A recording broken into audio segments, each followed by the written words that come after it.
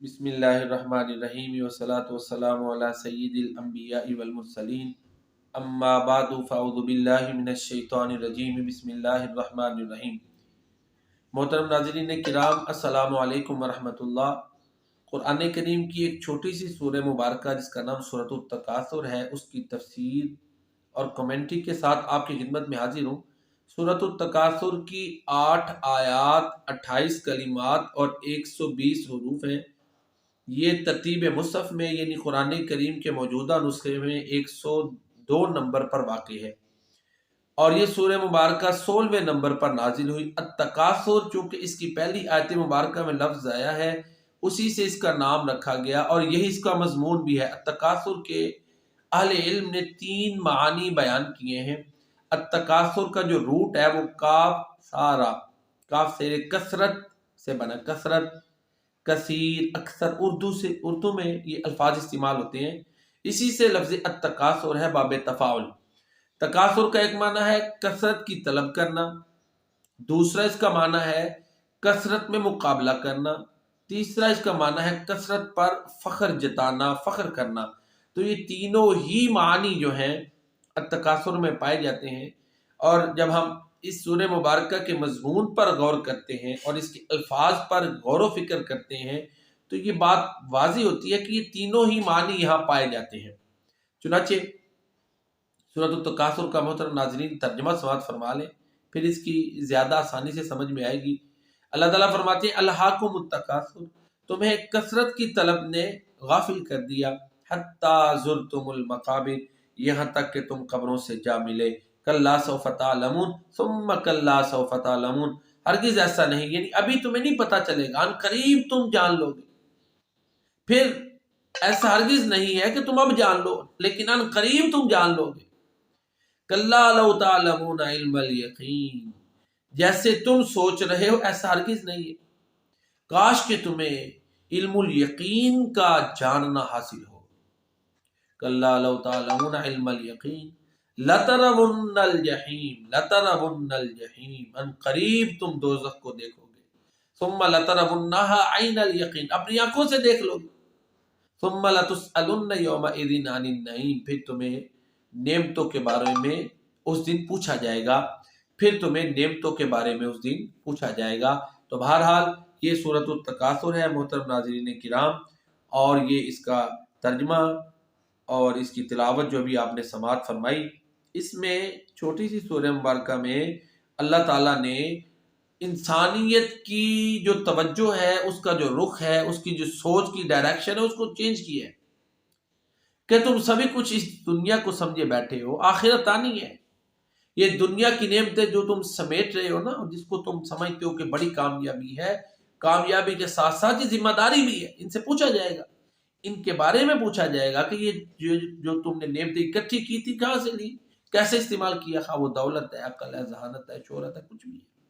تو بہرحال سورۃ التکاثر میں اللہ تعالیٰ انسانیت کو آگاہ کرتے ہیں کہ الہاکم التکاثر، الہا جو ہے نا یہ لہو سے بنا ہے، لہو کا لفظی معنی تو ہوتا ہے کھیل تماشا، لیکن وہ چیز جو انسان کو اس کے مقصد سے روک دے، غافل کر دے، اس کو لہو بولتے ہیں۔ تو الہاکم التکاثر، کثرت کی طلب نے تمہیں تمہارے مقصد حیات سے غافل کر دیا، کثرت پر فخر کرنے نے تمہیں اللہ کی یاد سے غافل کر دیا، کثرت پر فخر جتانے نے، مقابلہ کرنے نے، کثرت کی طلب نے تمہیں قبر کی تیاری سے غافل کر دیا۔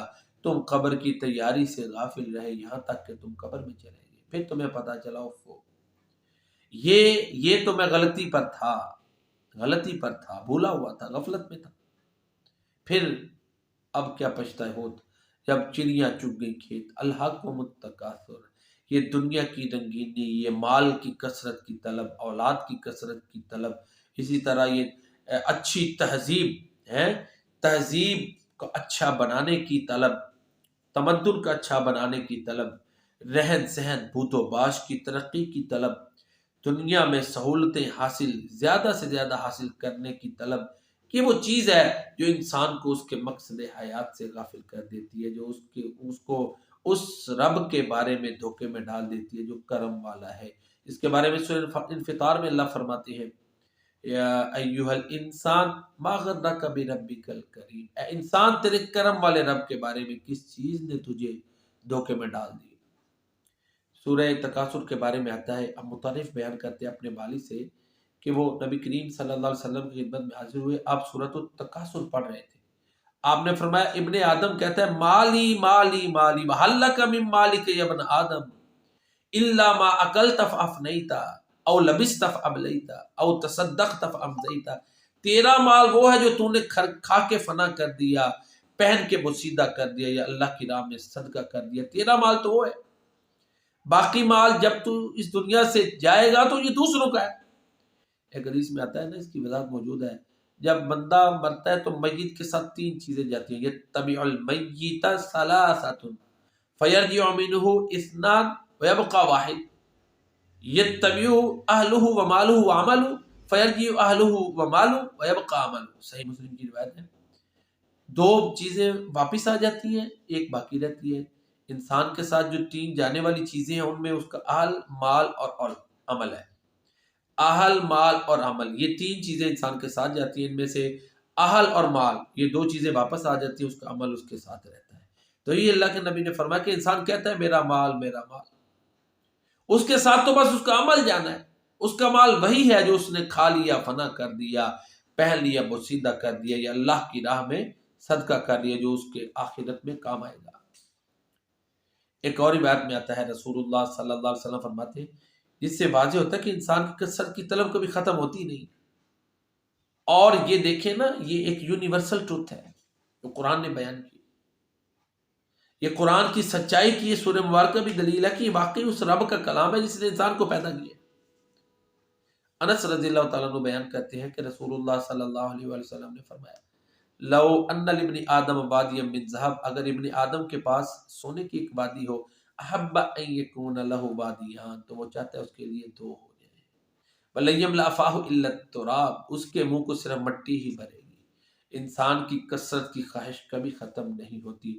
وَيَتُوبُ اللَّهُ عَلَى مَن تَابَ، اللہ اس کی توبہ قبول کر لیتا ہے جو توبہ کرتا ہے۔ توبہ کے دروازے کھلے ہوئے ہیں، سوچ بدل لو۔ دیکھیں نا، دنیا میں دوڑ لگی ہوئی ہے، ایک کو آپ کراس کرتے ہیں آگے اور ہیں، اور کو کراس کرتے ہیں آگے اور ہیں، یہ ایک اسی طرح یہ سٹیٹس کی دنیا میں، مال کی، شہرت کی، عزت کی، اچھے عہدے کی ایک دوڑ لگی ہوئی ہے۔ ایک سٹیپ جاتے ہیں آگے تو اور ایک مقابلہ مل جاتا ہے، اس سے آگے جاتے ہیں تو اور مقابلہ، یہ ختم ہی نہیں ہوتا یہاں تک کہ انسان دنیا سے چلا جاتا ہے۔ تو انہی مقابلوں کو جیتتے جیتتے انسان ختم ہو جاتا ہے، تو اصل مقصد حیات کی طرف اس کا دھیان جاتا ہی نہیں، کہ جس مقصد کے لیے، اللہ کی بندگی کے لیے اللہ نے انسان کو پیدا کیا، انسان اس سے غافل رہتا ہے۔ یہ مال اولاد انسان کو اس سے غافل کر دیتے ہیں۔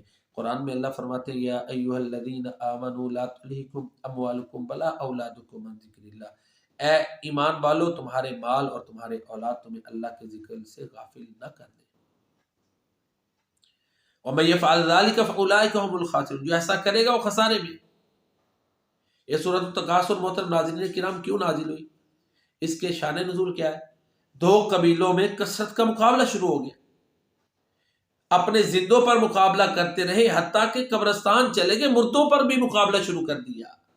تو اللہ تعالیٰ نے یہ سورہ مبارکہ نازل فرما دی۔ دیکھیں نا، قبرستان میں، قبروں میں جا کر انسان آخرت کو یاد کرتا ہے، لیکن جب انسان میں کثرت کا مقابلہ شروع ہو جائے تو پھر زندے کم پڑ جائیں تو مردوں کو بھی لے آتا ہے۔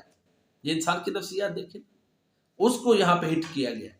الہاکم التکاثر حتی زرتم المقابر، تمہیں کثرت کی طلب نے، کثرت کی طلب کے مقابلے نے، کثرت ظاہر کرنے کے مقابلے نے اصل مقصد حیات سے غافل کر دیا، تمہارے خالق مالک رازق سے تمہیں غافل کر دیا۔ وہ قبریں جن کو دیکھ کے انسان میں خوف پیدا ہونا چاہیے کہ یہاں میں نے آنا ہے، ان کی تیاری کرنی ہے، ان کو بھی انسان دنیا میں کثرت کو ظاہر کرنے کے لیے استعمال کرتا ہے۔ تو یہی اس کا شان نزول بھی ہے۔ تو بہرحال اللہ تعالیٰ کے پیارے نبی صلی اللہ علیہ وسلم کی زندگی مبارکہ کو ہم جب دیکھتے ہیں تو آپ نے تو دعا کی تھی، اللہم احینی مسکینا و امیتنی مسکینا واحشرنی فی زمرۃ المساکین، یا اللہ مجھے مسکین بنا کے زندہ رکھنا، مسکین بنا کر موت عطا کرنا، مساکین کے گروہ میں شامل فرمانا۔ ابو ذر سے اللہ کے نبی صلی اللہ علیہ وسلم نے فرمایا، بڑے پیارے صحابی سے سیدنا ابو ذر غفاری رضی اللہ تعالیٰ عنہ، اے ابو ذر، اگر میرے پاس سونے کا پہاڑ ہوتا، یہ احد پہاڑ سونے کا بن جاتا، تو 1 یا 3 راتوں سے زائد میرے پاس یہ نہ رہتا، 3 راتیں مجھ پر گزرتی اور 1 دینار بھی میرے پاس نہ ہوتا۔ تو یہ ہمارے پیارے نبی صلی اللہ علیہ وسلم نے کس طرح ہمیں تربیت دی ہے، سمجھایا ہے۔ آپ نے ایک صحابی آیا نا، کہتا اللہ کے نبی مجھے کوئی فارمولہ بتائیں کہ لوگ میرے ساتھ محبت کریں۔ آپ نے فرمایا اذہد فی الدنیا یحبک اللہ وذر فیما عند الناس یحبک الناس، دنیا میں بے رغبتی کر، اللہ تجھ سے محبت کرے گا۔ جو کچھ لوگوں کے پاس ہے اس سے بے رغبتی کر، لوگ تجھ سے محبت کریں گے۔ آپ صلی اللہ علیہ وسلم نے یہ کتنا پیارا اصول بتا دیا کہ اگر اللہ کا محبوب بننا ہے تو دنیا سے بے رغبتی کرو، دنیا میں زہد اختیار کرو، اور اگر چاہتے ہو کہ لوگ تمہارا احترام کریں تو پھر لالچ دل سے ختم کر دو۔ وَازْهَدْ فِيمَا عِنْدَ النَّاسِ يُحِبُّكَ النَّاسِ۔ سیدنا انس رضی اللہ تعالیٰ عنہ اس حدیث کے راوی اللہ کے نبی فرماتے ہیں جیسے جیسے بندے کی عمر بڑھتی ہے نا تو 2 چیزوں کی خواہش اس میں اور بڑھ جاتی ہے۔ مال کی محبت عمر کی طرح سے، پھر انسان میں یہ خواہش پیدا ہوتی ہے کہ اس کا مال بڑھے، اس کی عمر جو ہے نا وہ بھی بڑھ جائے، انسان کی یہ جو خواہش ہے نا بڑھتی جاتی ہے۔ اللہ کے نبی صلی اللہ علیہ وسلم کا فرمان ہے ہر امت کا ایک فتنہ ہوتا ہے، میری امت کا فتنہ مال ہے۔ ایک اور آپ کا فرمان ہے کہ 2 بھوکے بھیڑیوں کو بکریوں میں چھوڑ دیں، اتنا نقصان نہیں پہنچاتے جتنی انسان کی مال پر ہرس جو ہے نا اس کو نقصان پہنچاتی ہے۔ اس کے دین کو، انسان کے دین کو، یہ مال کی طمع، ہرس، لالچ، مال کی محبت میں اندھا پن، یہ انسان کے دین کے لیے ظاہر حلال ہے، یہ تباہ کن ہے۔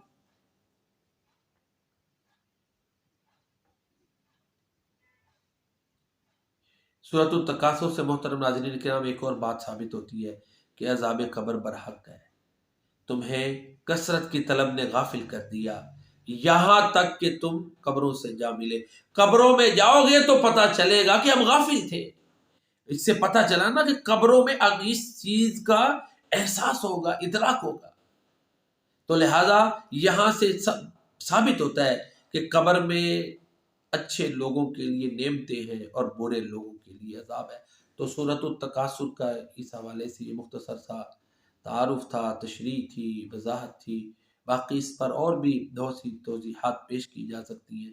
اللہ رب العزت ہمیں قرآن کریم کو سمجھنے، پڑھنے اور اس پر عمل کرنے کی توفیق عطا فرمائے، اس کو ہمارے لیے حجت بنائے، اسے ہمارے سینوں میں محفوظ فرمائے، اس کو یاد رکھنا اللہ تعالیٰ ہمیں آسان فرمائے۔ اس دنیا میں جائیں تو یہ قرآن ہمارے ساتھ جائے، اس کا عمل، اس کی بے پناہ محبت ہمارے ساتھ جائے، اور یہ ہمارا ہر موقع پہ سفارشی بنے۔ آمین یا رب العالمین۔ وما علینا الا البلاغ المبین۔ السلام علیکم ورحمۃ اللہ۔